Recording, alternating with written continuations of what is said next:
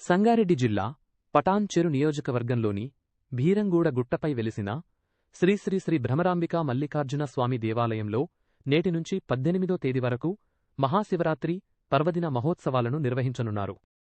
స్థానిక శాసనసభ్యులు గూడెం మహిపాల్ రెడ్డి ఆలయ కమిటీ చైర్మన్ బైసా సుధాకర్ పర్యవేక్షణలో మహాశివరాత్రి పర్వదిన వేడుకలకు సర్వం సన్నాహాలు చేస్తున్నారు.